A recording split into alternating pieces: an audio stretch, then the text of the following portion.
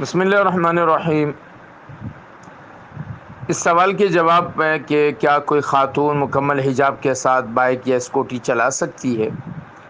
دو باتوں کو سمجھنا بہت ضروری ہے۔ پہلی بات یہ ہے کہ عورت کو شریعت نے کس نگاہ سے دیکھا ہے اور عورت کے لیے شریعت نے کن پابندیوں کا لحاظ رکھنے کا حکم دیا ہے، اور دوسری بات یہ ہے کہ ضرورت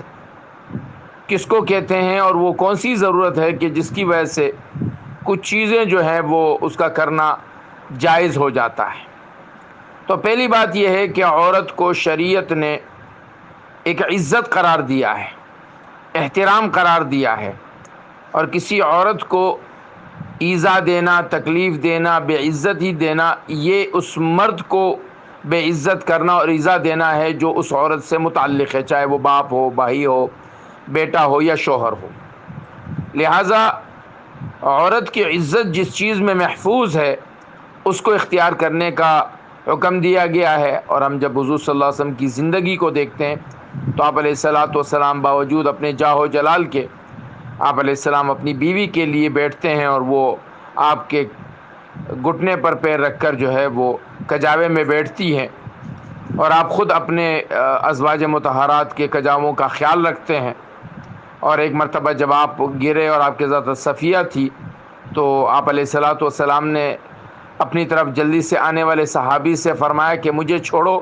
اور پہلے خاتون کا خیال رکھو۔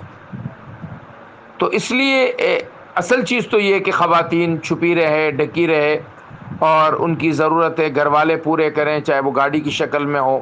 چاہے موٹر سائیکل کی شکل میں ہو۔ لیکن اگر کوئی ایسی ضرورت پیش آتی ہے کہ اب خاتون کو خود بیاہ کرنا ہے اور اسے گھر سے نکلنا ہے، تو بہتر یہ ہے کہ کوئی ایسی شکل اختیار کی جائے کہ جس سے وہ لوگوں کی نگاہ میں نہ آئے۔ ہم جس معاشرے میں رہتے ہیں وہاں خواتین کا یوں موٹر سائیکلوں پہ سوار ہونا ایک معیوب سمجھا جاتا ہے،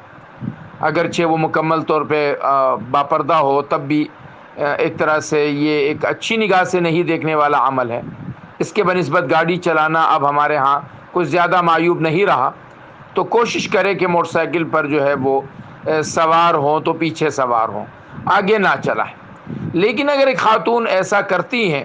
اور وہ موٹر سائیکل چلا لیتی ہیں اور اس نے مکمل پردے کا خیال رکھا ہو،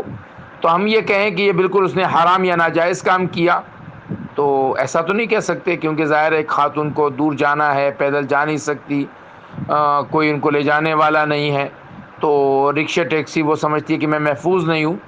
تو اگر کبھی چلی جائے تو اس کو حرام یا ناجائز تو نہیں کہیں گے، لیکن ضرور یہ کہا جائے گا کہ اس عمل کو عادت نہیں بنانا چاہیے۔